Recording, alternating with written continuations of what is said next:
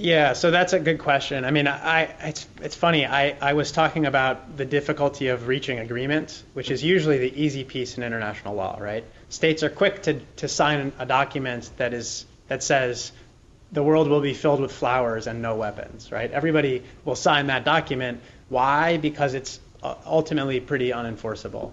Enforcement is sort of the core question in international law, is how these international agreements can be enforced, and can they have any meaning? Do they have any pull? Do they affect domestic politics when the enforcement mechanisms themselves are quite weak? I think ultimately that they can have an effect. So if the state, let's say that two states get together and sign an agreement saying that they will not hack each other's citizens' medical devices, although there's no way to enforce that agreement potentially, you might imagine that because they make there's a lot of pomp and circumstance around that, and there are newspaper articles about the agreement, and people come to expect that government A and government B are both going to refrain from hacking medical devices. Then suppose 10 years later there's a leak that reveals that they have done it.